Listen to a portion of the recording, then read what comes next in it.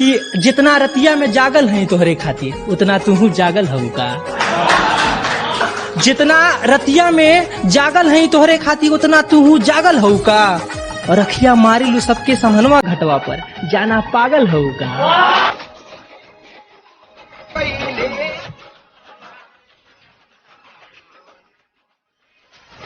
केहू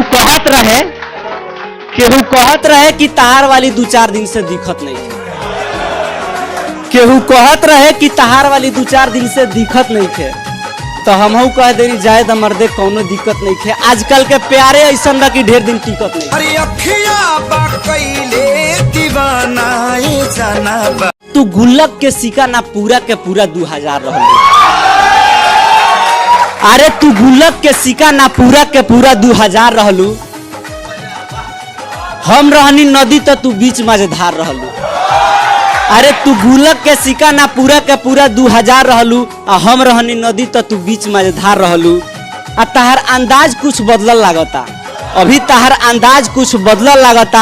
आ शायद तू ही भूला तारू की पीवा से पहले हमार रहलू। बड़ुअन मोले ऐसन खजाना। एगो बात सुना कि जब नाक पे रहेला गुस्सा तब भोकाल लागेलू। कि जब नाक पे रहेला गुस्सा तब भौकाल लागेलू। आ जब पहनेलू करिया सूट तो जान कमाल लागेलू।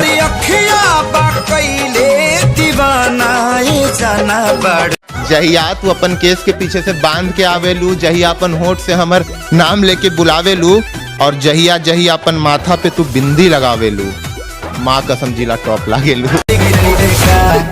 पागल बनैबे कर पतर की पागल बनैबे का। तोरा जलेबी ले आइल बानी मिलवा से खियाई त खैबू का। जलेबी ले आइल बानी मिलवा से खियाई त खैबू का। अब बड़ा दिन हो गई तो होके देखले खाली फोनवे से बतियाबू का। तू हरी अखिया बा कइले दीवाना ए जाना बा।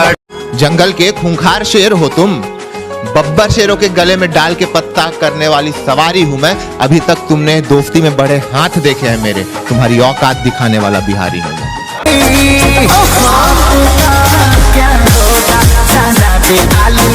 कि अगर सोचे लू केहू हमसे ज्यादा प्यार कर सकीले तोहरा तो बारू बड़का भूल में। और ऐसा तो न बा कि हम ही तोरा पीछा पागल हई। लाइन तो तहु मारत रहलू स्कूल में। तू हरी अखिया बा कइले दीवाना ए जाना बाड़ू।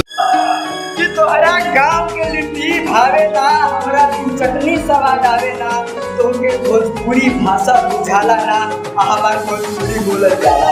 तू हरी अखिया बा कइले दीवाना